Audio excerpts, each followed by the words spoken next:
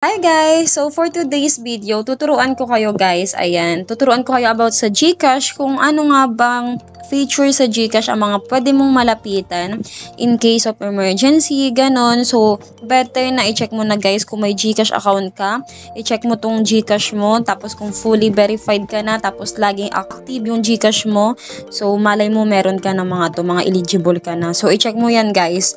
So first, i-open mo guys yung GCash mo. Ayan, open lang natin. So ayan guys, pag nandyan ka na sa GCash mo, syempre makikita mo dito yung mga feature ni GCash. Ayan, so itong ituturo ko sa inyo is about to sa borrow na feature ni GCash. Ayan, i-click mo lang yan. So dito sa borrow guys, ayan, dito mo siya malalapitan in case of emergency mo. Kung sakali, meron tayo ditong G-Loan, may G-Gives, may borrow load. Ayan guys.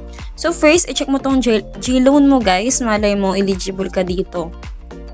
Ayan, ako kasi may current na loan ako dito, ayan. Tapos kinaganda kasi dito guys is nakalagay dito,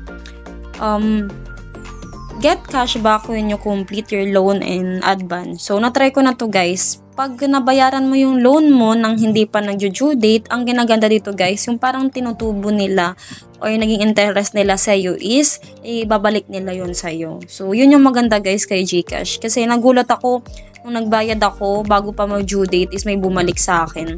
So ganun lang guys, i-try mo na rin, malay mo eligible ka dito. So depende yan kung magkano yung ma-offer sa iyo ni GCash dyan. Tapos guys, magbaka lang, punta ka ulit dyan. O, check mo rin yung G-Gives mo guys, kasi pwede ka rin umutang dyan. Ako kasi guys, hindi ko talaga ganun nakagagamit si GCash ko. Ayan, hindi ako super active, kaya hindi pa ako eligible dito. Ayan. Malay mo guys, eligible ka dito, i-check mo na rin yan. So malalaki rin guys yung mga ino-offer nila dito sa'yo. Ayan, tapos i-click mo lang yung View Gives Requirements para makita mo. Ayan lang naman yung mga requirements niya guys. Ayan. Tapos, ayan, next, pumunta ka na dito guys sa borrow load. Ayan, kung in case na wala ka talagang load at kailangan mo, pwede yan dyan. Tapos dito sa G-Credit, katulad ng mga pwede mong utangin, pang ano mo, grocery mo, ganun guys. So, ayan guys, check mo yan lahat. Yung feature na yan ni GCash, talagang makakatulong yan sa'yo. So, ayan lang guys.